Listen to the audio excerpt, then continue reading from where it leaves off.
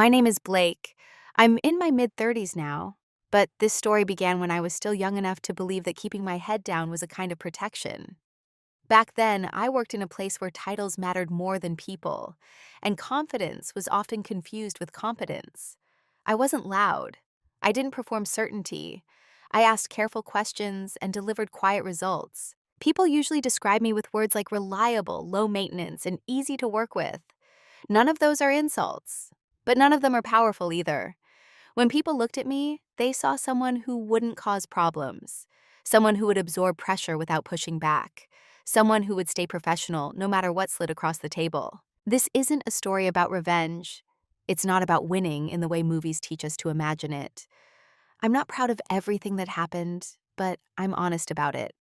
What I can promise you is clarity, how quiet dynamics form, how roles are assigned without consent, and how silence can mean very different things depending on who controls it. There was a moment, much later, when I realized the truth of my situation.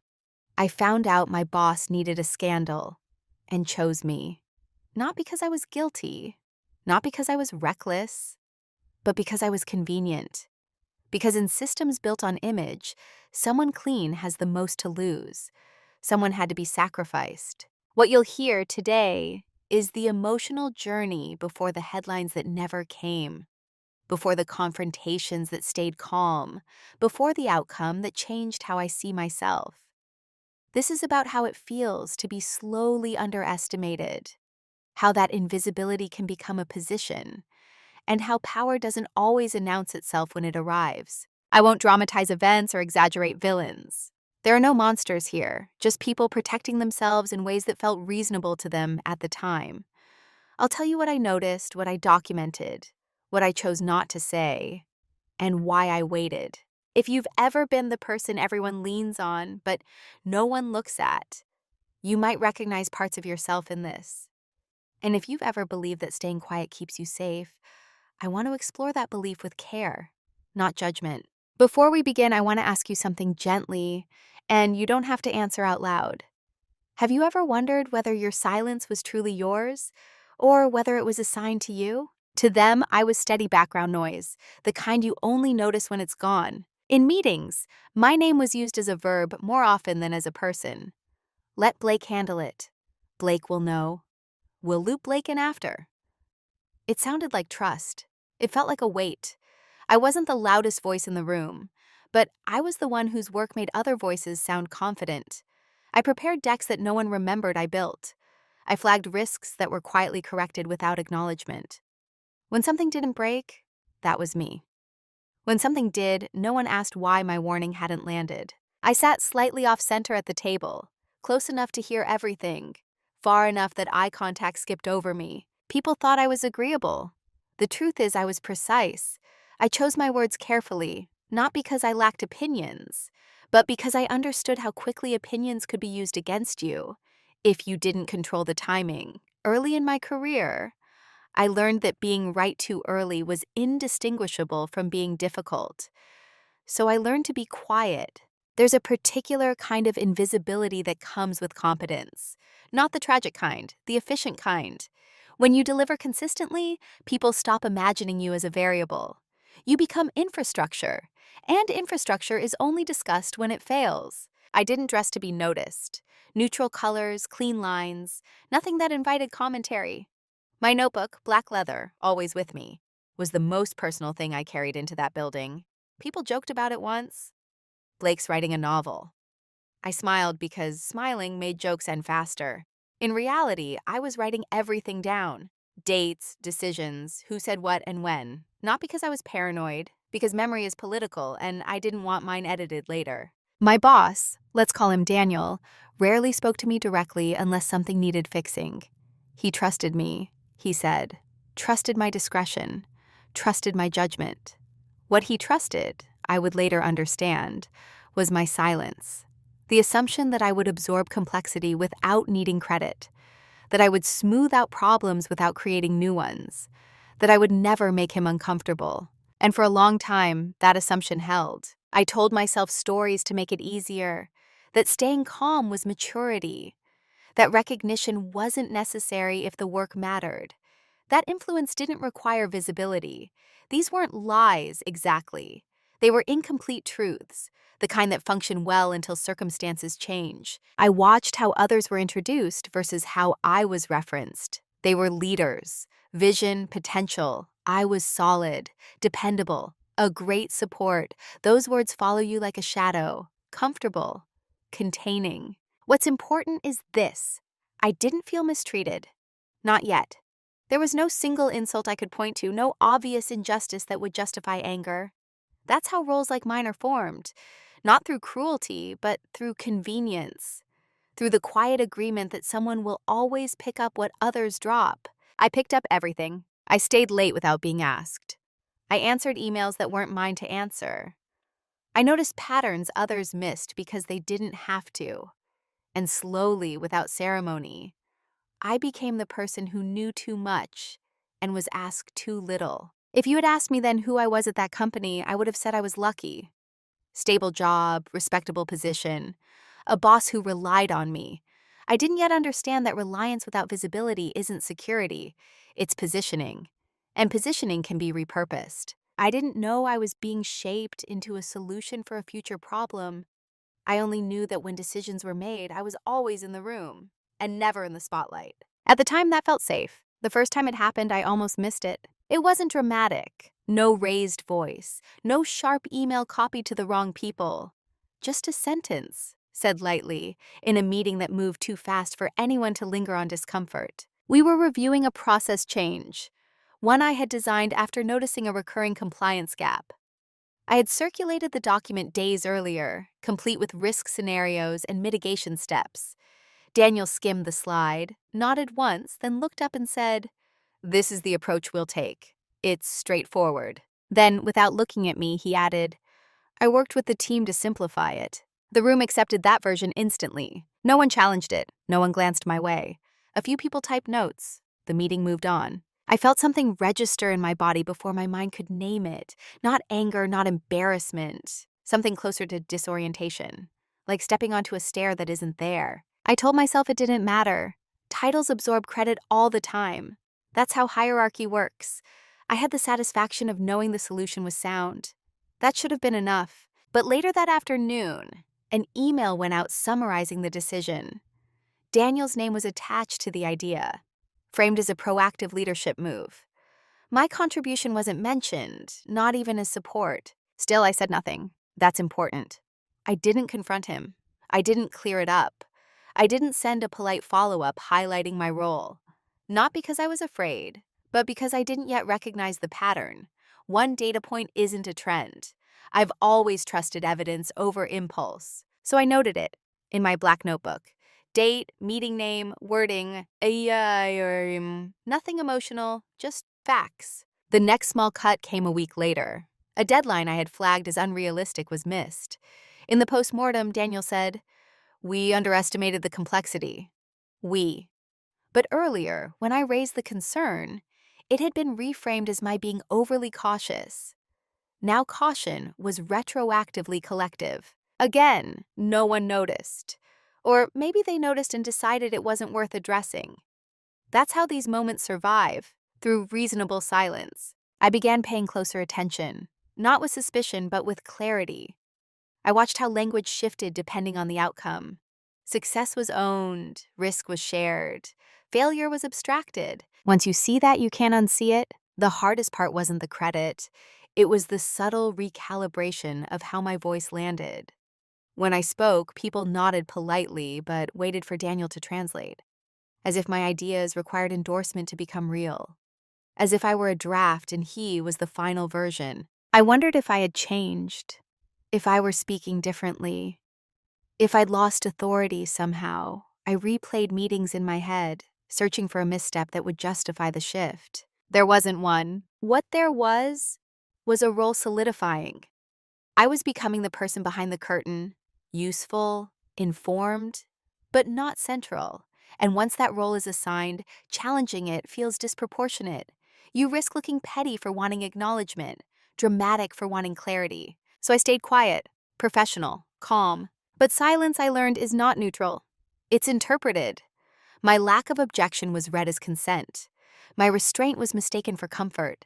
The story others told themselves was that I didn't care, that I was happy being support. I wasn't unhappy yet, but I was alert. I started keeping emails I'd normally delete, drafts with tracked changes, versions showing the evolution of ideas. I wasn't collecting ammunition, I was preserving the sequence. Because sequence is truth's quiet ally. No one noticed the shift in me. Why would they? From the outside, nothing had changed. I still delivered, still smiled, still solved problems. But internally, something had been marked. The first small cut doesn't bleed. It teaches you where the blade is. What makes subtle disrespect dangerous isn't its intensity, it's its repetition. After the first few moments, I told myself I was being sensitive, that I was projecting meaning onto ordinary workplace dynamics. I've always believed that self-scrutiny is a form of discipline, so I turned it inward. Check your ego. Focus on outcomes. Don't personalize systems. That mindset served me well, until it started serving everyone else better than it served me. The pattern became familiar enough that it stopped surprising me. My input would be solicited privately, refined publicly, and attributed upward. When timelines slipped, my earlier warnings were reframed as shared oversight. When things went well, I was thanked in passing, if at all. It wasn't malicious, that's the part people struggle to understand. Daniel didn't wake up intending to erase me. He simply adjusted to the version of reality that was most efficient for him. One where I existed as a resource, not a variable. I rationalized it in 100 small ways. He's under pressure, he's juggling stakeholders, this is just how leadership works. And maybe, I told myself, this is the trade-off for stability. I wasn't being attacked, I wasn't being excluded. I was being used well. There's comfort in that lie. The moments accumulated quietly. A presentation where my name appeared in 8-point font at the bottom of the slide.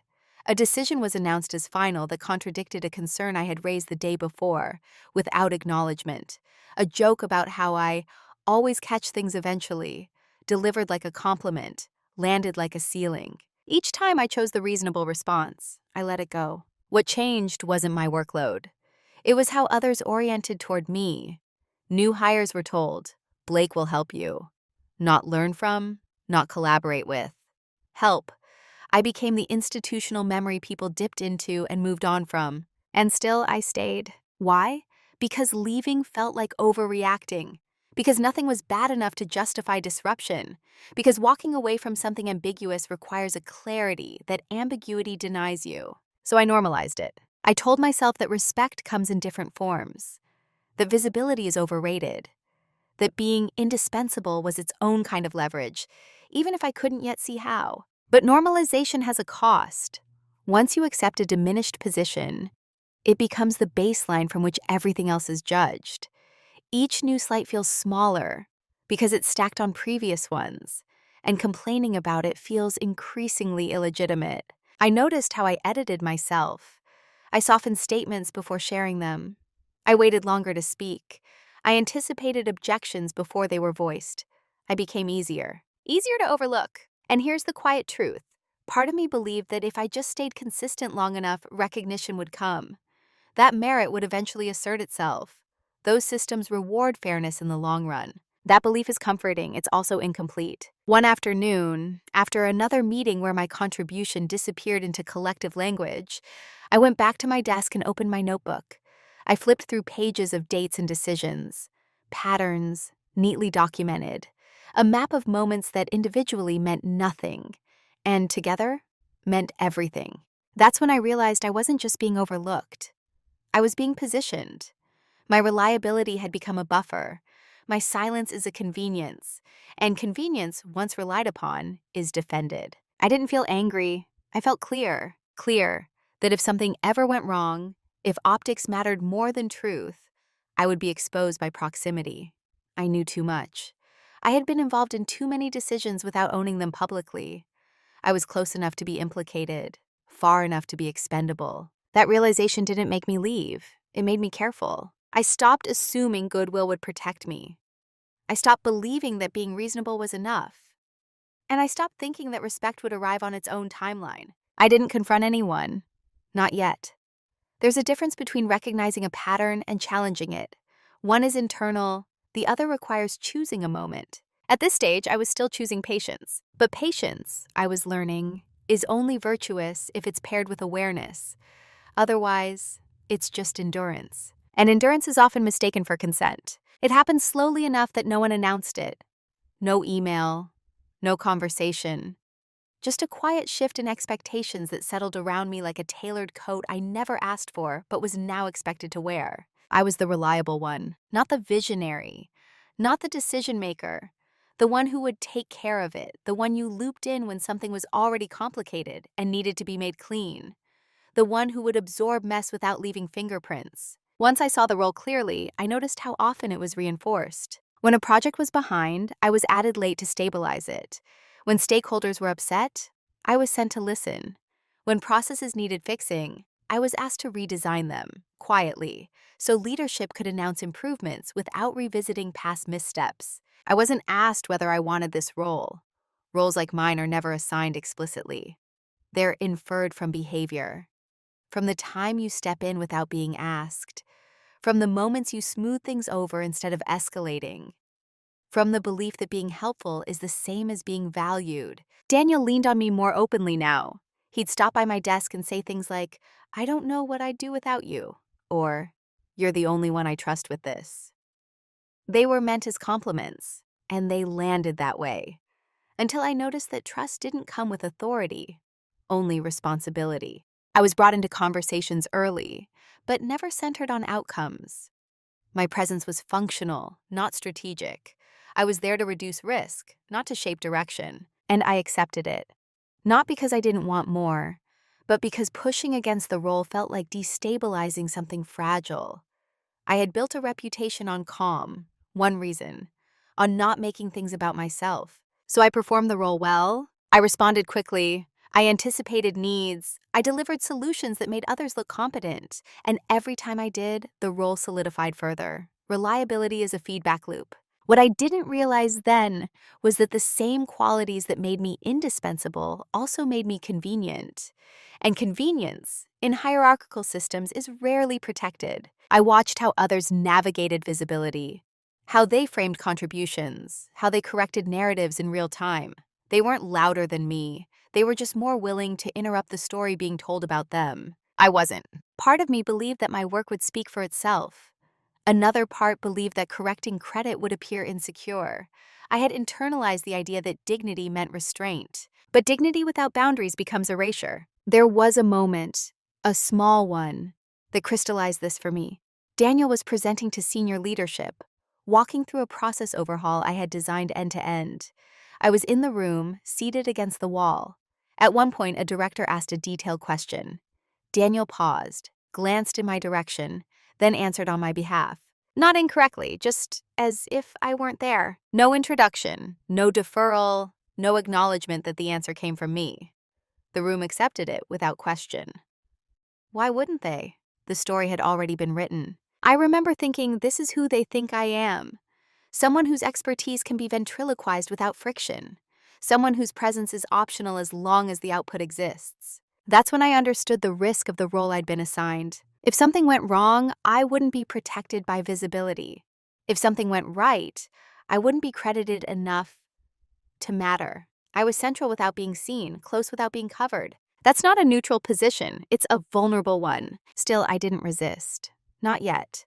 Because resisting requires leverage, and at that point, I hadn't decided whether to use mine. I was still evaluating, still observing. I wanted to be sure I wasn't misreading the situation, that this wasn't just a phase, that I wasn't reacting emotionally to structural reality. So I stayed in the role, played it perfectly, and quietly began asking myself a different question.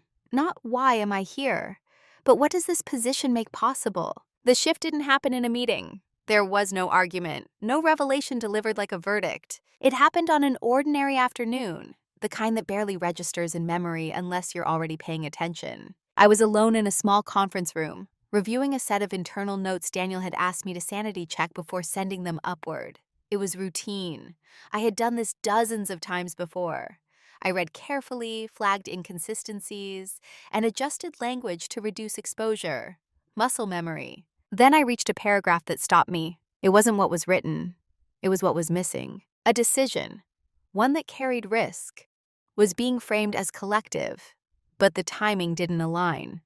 The version in front of me implied consensus that hadn't existed yet. Not a lie, exactly. A preemptive narrative, the kind that smooths accountability before questions are asked. I felt that familiar internal calculation begin. Is this worth raising? Is it material? Will it matter? I cross-referenced my notes, checked the timeline, looked at email threads. The discrepancy wasn't catastrophic, but it was deliberate. And for the first time, I understood that I wasn't just supporting decisions. I was being asked to help finalize a story that would protect Daniel if things went wrong. I leaned back in the chair and did something I hadn't done before.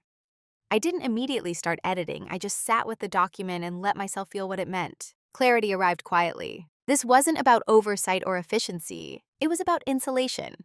And I was part of the insulation. I realized then that my role wasn't just to fix problems.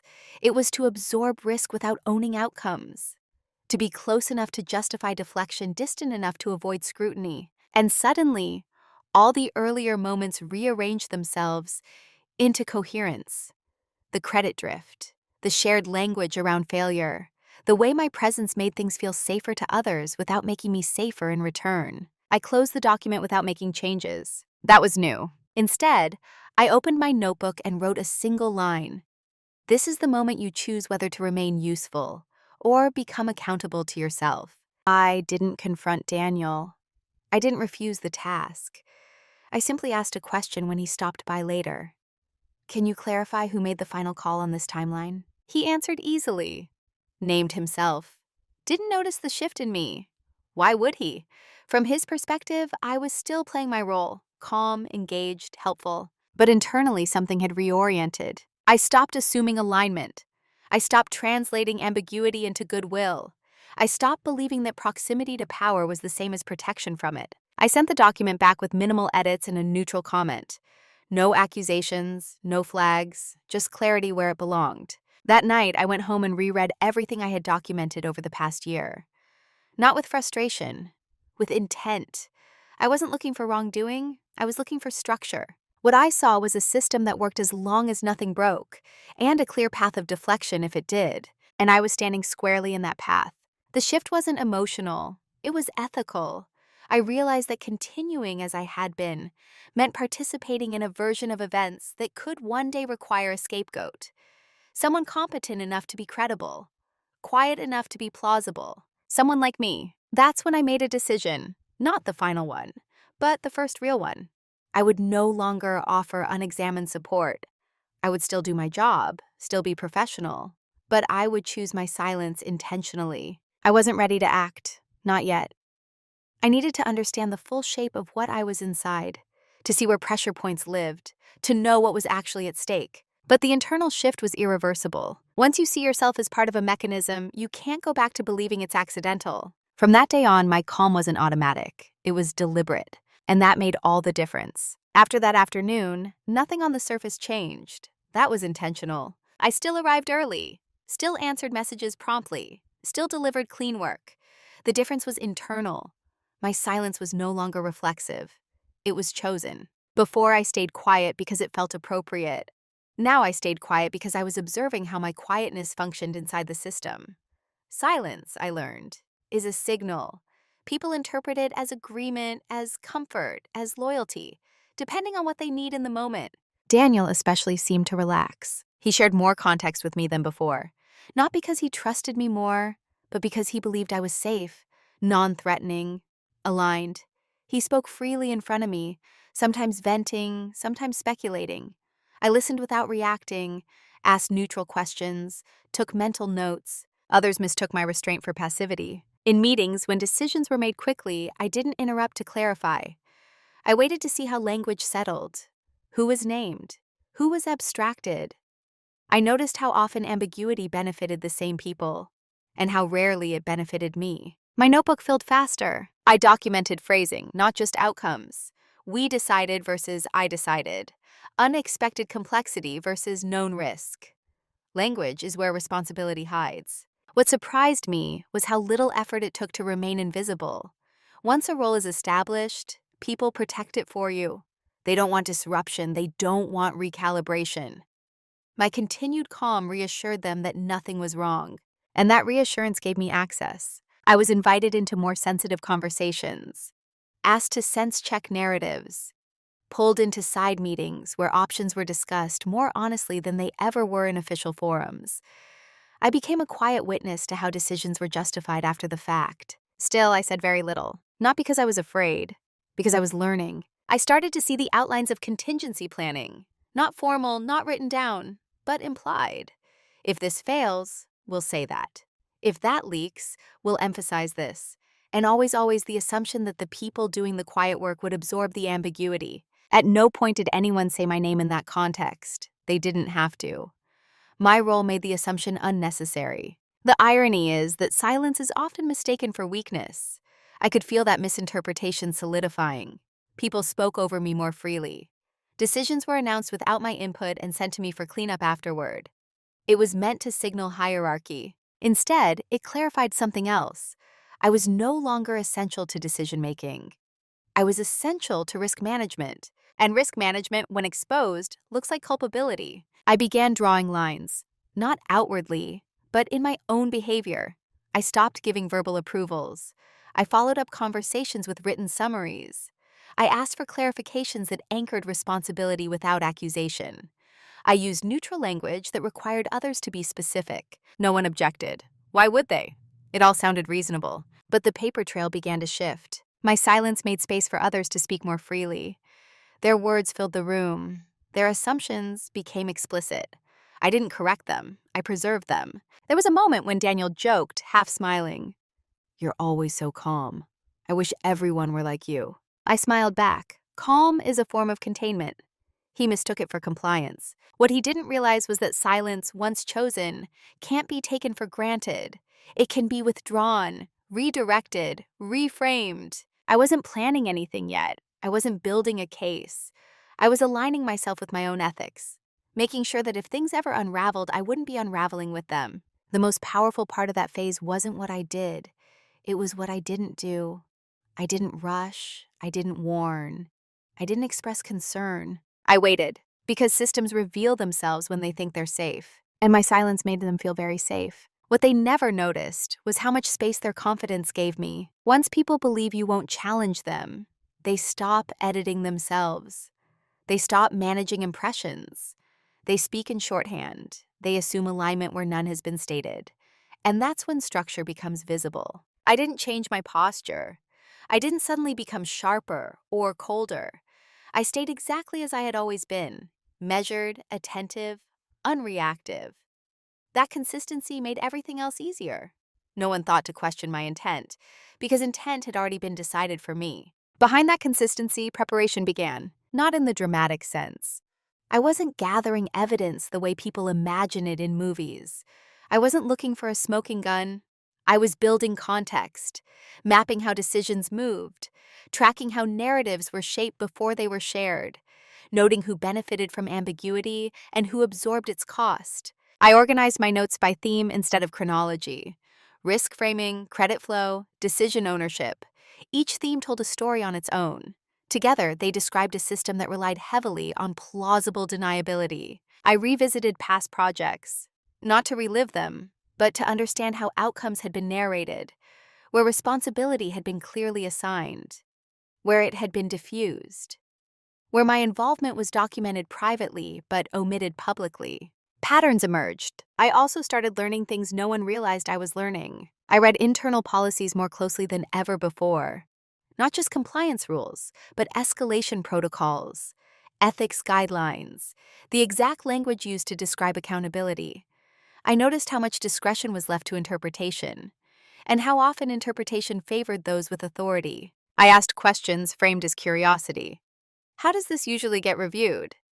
What's the formal process if something changes late? Who signs off on this version?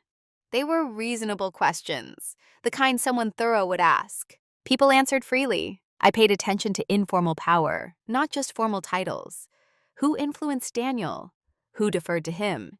He avoided certain topics in his presence, and who spoke more candidly when they thought decisions were already settled. What they never noticed was that I stopped offering solutions immediately. I let problems stay unresolved just long enough to see who felt responsible, who stepped in, who waited. Responsibility, I learned, is visible in delay. I also noticed how often my name was used to imply consensus without confirmation. Blake's across this. Blake's comfortable with the approach.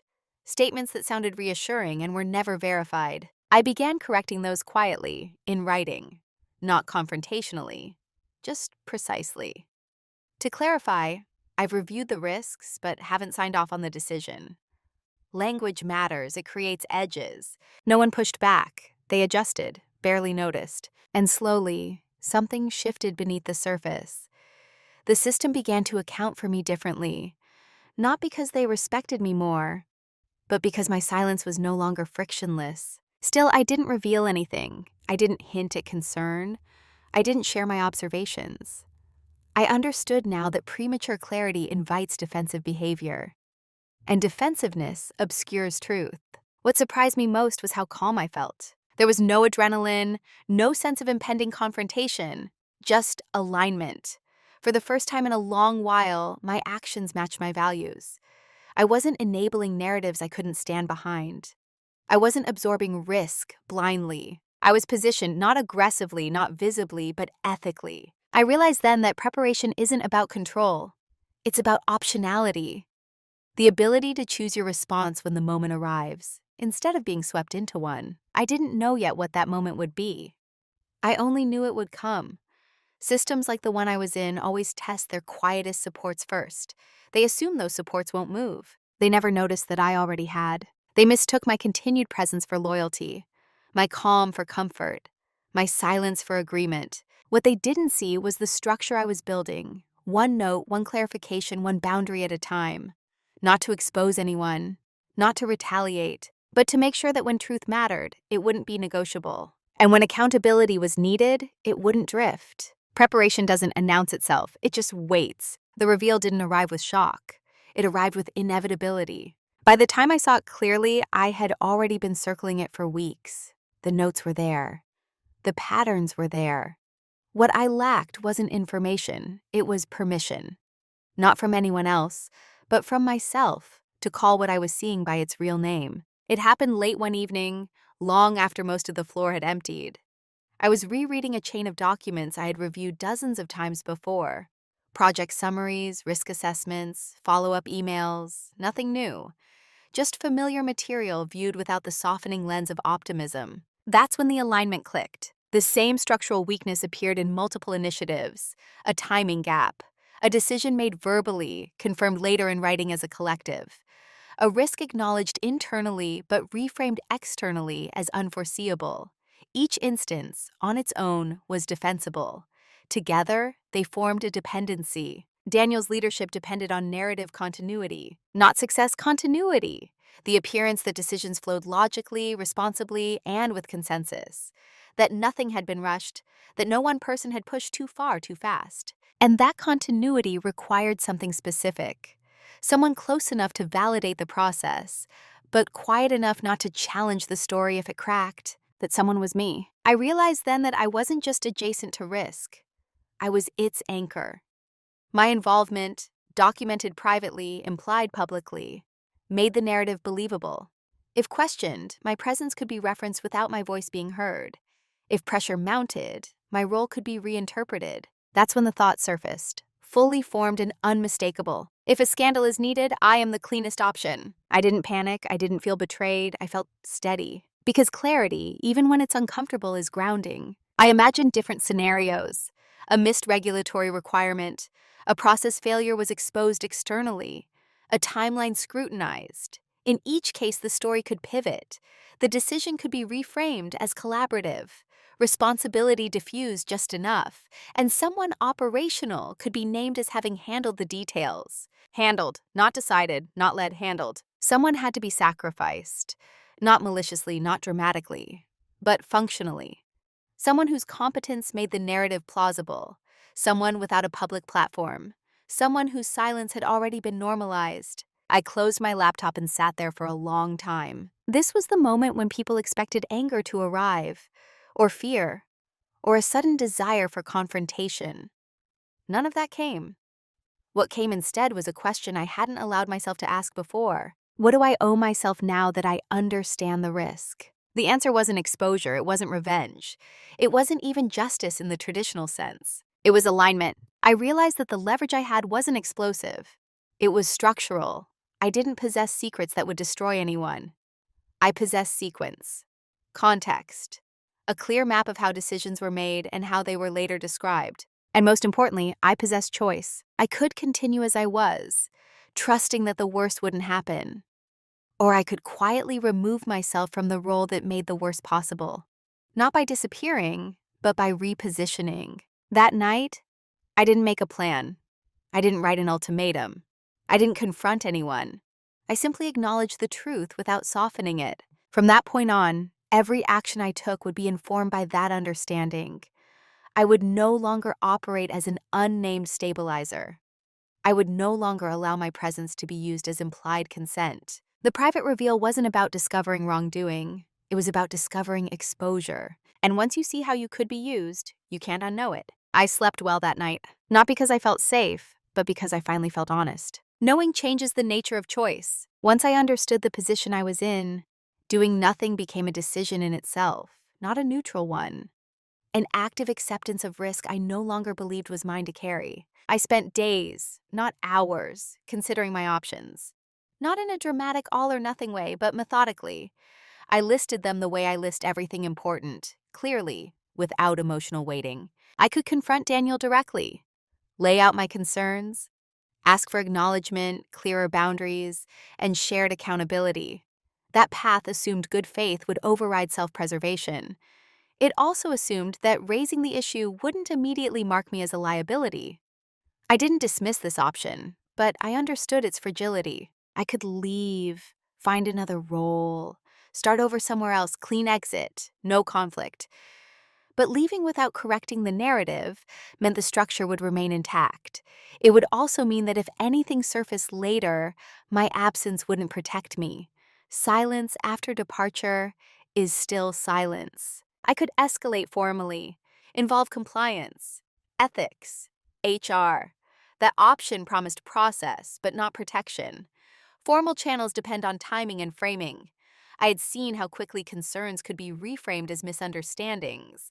And once escalated, control would no longer be mine. Or I could do something quieter, something irreversible without being aggressive. I could remove my implied consent. That option didn't involve accusations.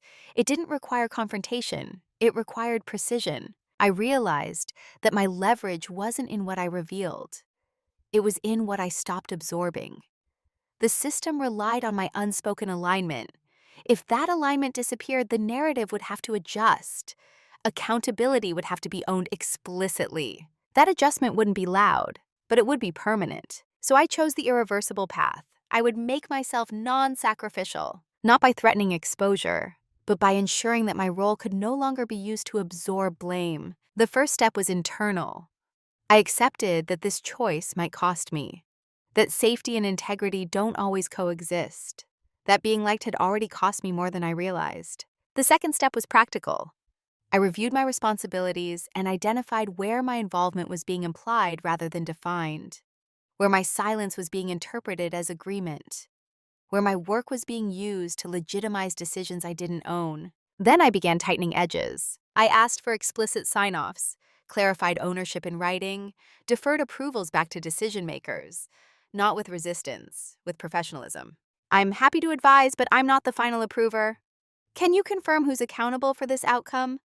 Just to document this decision was made on X date by Y. Each sentence was reasonable. Each one removed a layer of ambiguity. I didn't announce a shift. I didn't explain myself. I let the structure feel it first. The effect was subtle but immediate. Conversations slowed. Decisions required more care. My name appeared less often in summaries as a stand-in for consensus. The system began to adapt. I noticed Daniel hesitate once mid-sentence when referencing we. He corrected himself, said I. It was small, but it mattered. That's when I knew the choice was working. The irreversible part wasn't the documentation. It was the internal line I had crossed. I was no longer willing to be positioned without consent, no longer willing to let calm be mistaken for compliance. Whatever happened next would happen with my eyes open. I wasn't setting a trap. I wasn't planning an outcome. I was simply stepping out of the role that made me expendable. And once you step out of a role like that, you don't get invited back in. That was the point. From the outside, it probably looked like nothing was happening. That was the advantage. I didn't announce new boundaries. I didn't reference ethics or fairness or anything that would trigger defensiveness. I simply moved with intention and let the absence of my automatic support do the work for me. This phase wasn't dramatic. It was administrative. And that's why it worked. I began treating every request as exactly what it was, not what it implied. If someone asked me to review, I reviewed. If they wanted approval, I asked who held decision rights. If they assumed alignment, I documented neutrality. No emotion, no commentary, just accuracy. Emails became shorter, cleaner, less interpretive. I stopped smoothing language for others. I no longer rephrased risky statements into safer ones unless explicitly asked to do so. And when I was asked, I made sure the request was visible. Happy to help revise this. Can you confirm this reflects your position? That sentence did more work than any confrontation ever could. I also stopped being available by default, not by withdrawing, but by requiring structure. Meetings need agendas. Decisions needed owners. Follow-ups needed clarity. What had once flowed through me informally now required intention. People adjusted. Some didn't notice at all. Others noticed and assumed I was busy. No one suspected a motive. That's the gift of consistency. You're allowed to evolve quietly. Daniel, however, began to feel it. He didn't say anything at first, but I could see it in how often he circled back for confirmation, how his language tightened, how he began including more explicit statements of ownership in decks that went upward. The system was compensating, and the more it compensated, the clearer something else became.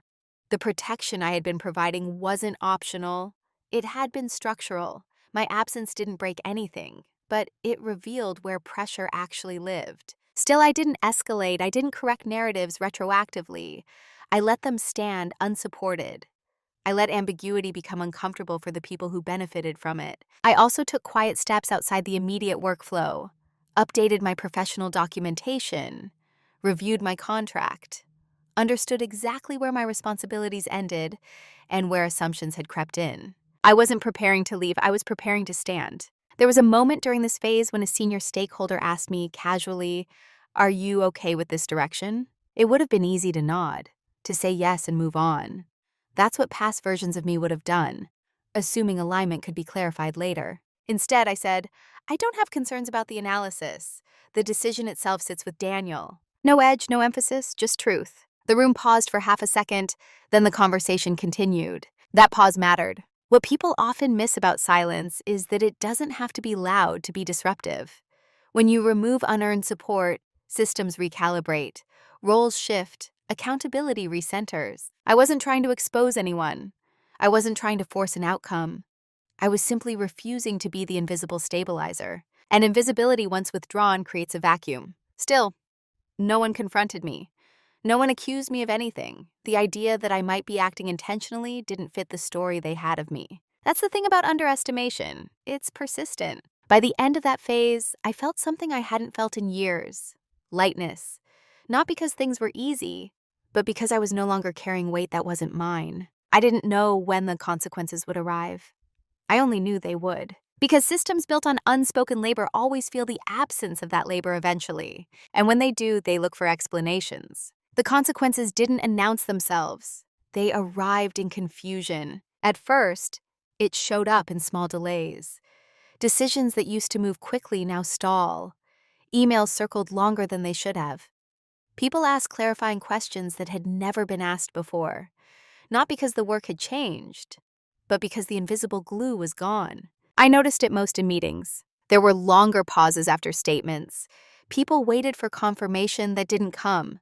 Someone would say, "So we're aligned." And the room would hesitate, just long enough to register that alignment hadn't actually been established. Before, that hesitation would have been filled by me. A nod, a reframing, a sentence that translated ambiguity into agreement. Now I let the silence stand. No one accused me of withholding support. They simply felt its absence. And absence has a way of revealing dependency. Daniel began to look unsettled. Not panicked, just less fluid. He double-checked phrasing, asked follow-up questions. he'd previously skipped, revisited decisions that had already been communicated. It was subtle, but it was consistent. I overheard fragments of conversation in hallways. We need to be more careful. Let's make sure this is documented. Who actually signed off on that? Those questions had always existed. They just hadn't needed answers before. What struck me was how quickly discomfort spread. Not downward, but sideways. Peers who had benefited from the old structure now found themselves exposed by it. Without my quiet mediation, they had to own their assumptions, their language, their timelines. No one blamed me directly. Blame requires a target. Confusion looks for explanations first. I was asked more than once if everything was okay. The question was always framed gently, casually, as if checking in on mood, not behavior. I answered honestly, yes, just focusing on clarity. That answer disarmed them. Clarity is hard to argue with. What they didn't realize was that clarity is also unforgiving. As the weeks passed, the consequences sharpened. A stakeholder questioned a narrative that had previously gone unchallenged. A timeline discrepancy surfaced. Nothing catastrophic, just enough to draw attention. Daniel handled it well, outwardly. He always had. But I could see the strain. He was working harder to maintain continuity.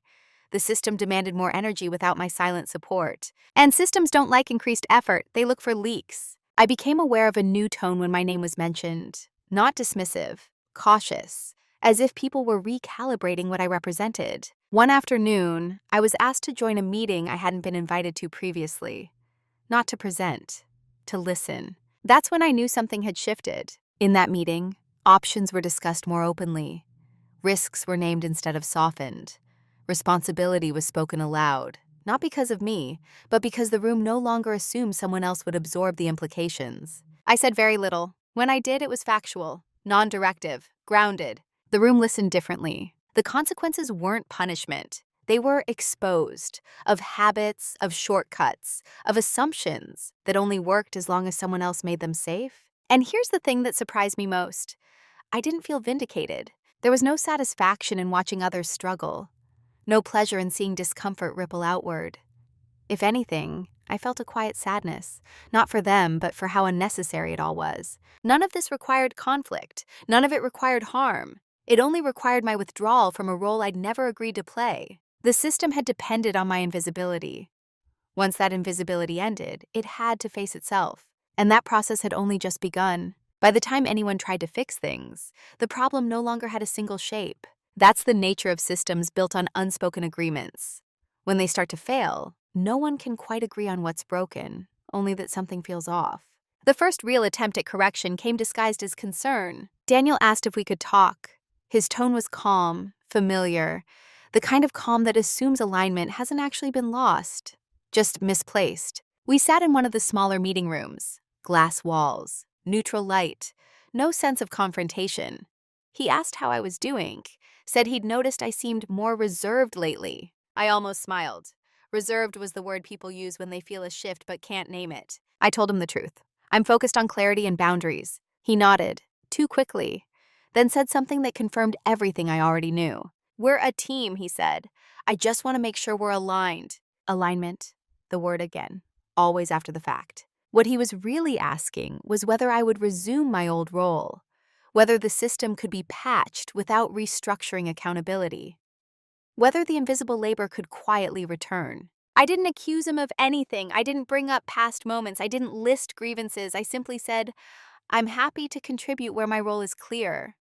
I'm not comfortable being implied into decisions I don't own. There it was, plain, unemotional, unnegotiable. For a moment, he looked genuinely confused. Not angry, not defensive. Confused in the way people are when they realize a dynamic they relied on was never guaranteed. He tried to reassure me, talked about trust, about how much he valued my judgment, about how none of this was intentional. I believed him. Intention was never the issue. What he didn't understand was that reassurance couldn't reverse exposure. The system had already adjusted. People had already noticed the gaps. Narratives had already slowed under scrutiny. It was too late to quietly put me back where I'd been. After that conversation, there were more meetings, more process talk, more attempts to formalize what had previously been informal. Titles were clarified, sign-offs were added, language tightened. All of it was corrective. None of it was restorative, because the real issue wasn't procedural. It was relational. The trust that had been assumed without consent was gone. And trust, once re-examined, doesn't return to its original shape. I could feel the tension in the rooms I entered. Not hostility, awareness. People spoke more carefully, included me more explicitly, asked where I stood. Inclusion, when it arrives late, carries weight. There was also panic, quiet, contained, a sense that something important had shifted and couldn't be undone, that the old shortcuts no longer worked, that the margin for error had narrowed. I wasn't excluded, I wasn't punished. If anything, I was treated with more formality than before. But formality isn't the same as repair. At one point, someone suggested looping me into a decision early this time. The phrase landed wrong, as if time were the only variable that mattered. I realized then that fixing the system would require acknowledging the cost of how it had functioned before. And that acknowledgement was something no one seemed ready to make. So they adjusted around me instead of with me, and I let them. Not out of spite, out of acceptance. Because some dynamics don't break loudly. They simply reach a point where pretending nothing happened requires more effort than anyone can sustain. By the time leadership recognized the depth of the shift, the version of me they'd relied on no longer existed, and there was no way to bring her back. The confrontation, when it finally came, was almost disappointingly calm. No raised voices, no ultimatums, just a conversation that could only happen because everything else had already been decided. Daniel asked for another meeting. This time it wasn't framed as a check-in. It was framed as clarity. That alone told me where things stood. We sat across from each other at the same table as before. Same glass walls, same neutral light. The setting hadn't changed, but the balance had. He spoke carefully about pressures, about expectations from above, about how difficult it was to manage risk in an environment that demanded certainty. He didn't blame me, he didn't accuse. He spoke as someone trying to reassert shared ground. I listened, not because I owed him that, but because listening had always been part of how I showed respect. When he finished, I said something simple. I understand the pressure you're under, and I also understand the position I was in. That sentence shifted the room. He asked what I meant. I told him the truth, without heat, without embellishment, that my role had slowly become one where my involvement was used to legitimize decisions I didn't own, that my silence had been interpreted as agreement, that my competence had made me a convenient buffer. I didn't say he intended it, I said it happened. He tried briefly to contextualize, to explain how things evolved. I let him, because explanations are different from denials, and he wasn't denying it. Then I said the part that mattered most. I'm not willing to be positioned that way anymore. No threat, no demand, just a boundary. He looked at me for a long moment. I could see him recalculating, not how to respond emotionally, but structurally. What this meant for him, for the team, for how decisions would now be made. He asked what I wanted. That question used to feel complicated. It didn't anymore. I want my role to be explicit, I said. If I advise, it's documented as advice. If I decide, it's documented as a decision. If I'm not accountable, my name isn't used to imply I am. Silence followed, not defensive, assessing. He nodded slowly, said that was reasonable, said we could work toward that. I believed him. And I also knew that belief wasn't the point, because the confrontation wasn't about securing a promise. It was about naming a reality that could no longer be ignored. From that moment on, any attempt to use me as a shield would be visible, and visibility changes behavior. We didn't shake hands. We didn't end on a dramatic note. The meeting concluded the way many professional ones do, with mutual acknowledgement and no illusion of resolution. But something fundamental had occurred. I had spoken without anger, without apology, without asking for permission. And in doing so, I had removed the last ambiguity around my presence. I wasn't challenging authority. I wasn't threatening exposure. I was asserting authorship over my own role. That's a form of dominance people don't recognize until it's too late to counter. When I left the room, I didn't feel triumphant. I felt settled. Because confrontation without heat isn't about winning. It's about ending a story that no longer fits. And that story was over. After the confrontation, people expected the change to feel dramatic. It didn't. What followed wasn't a sharp turn, but a recalibration. Slow, precise, unmistakable. Roles became clearer. Language tightened, decisions carried names. The system adapted the way systems do when ambiguity is no longer free. And I adapted too. I'm still quiet, still measured, still someone who prefers accuracy over spectacle. That part of me never needed to change. What changed was the weight I carried and the permission I gave myself to put it down. I no longer confuse usefulness with value. Before, my sense of worth was tied to how smoothly things ran around me, how little friction I caused, how easily others could rely on me without having to think about me. I mistook that for maturity, for professionalism. Now I understand it for what it was: self-erasure dressed up as restraint. Who I am now is someone who still contributes, but with authorship. Someone who still listens, but without disappearing. Someone who understands that calm isn't a personality trait, it's a tool, and tools should be used intentionally. I didn't become louder, I became clearer. There's a difference. Clarity has edges. It defines where you end and where others begin.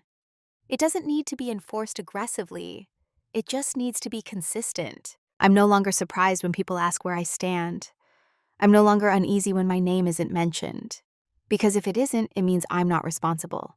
And that distinction matters. I've also let go of the fantasy that fairness emerges on its own. Systems don't self-correct out of morality. They correct under pressure. And pressure doesn't require aggression. It requires boundaries. What I gained wasn't dominance over others. It was dominance over my participation. I choose when to speak. I choose when to document. I choose when to step back. Those choices are visible now. They have shape. And interestingly, respect followed. Not the performative kind, but the practical kind. The kind that shows up in how decisions are framed, in how accountability is assigned, in how people pause before assuming. I don't hold resentment that surprises people when I say it, but resentment requires the belief that things should have been different. I don't believe that anymore. Things unfolded the way they did because I allowed them to. That's not self-blame. It's an agency. I also don't see myself as a victim. I wasn't powerless. I was positioned, and I learned how to reposition myself. That's the quiet part people miss. Power doesn't always come from escalation. Sometimes it comes from withdrawal, from refusing to play a role you never agreed to. Who I am now is someone who understands that silence can be a choice, but only if you're willing to own the consequences of breaking it. And I am. There's a temptation, when telling stories like this, to end with a clear villain and a clean victory. That's not what real life offers. What it offers instead is understanding and the responsibility that comes with it. No one in this story set out to harm me.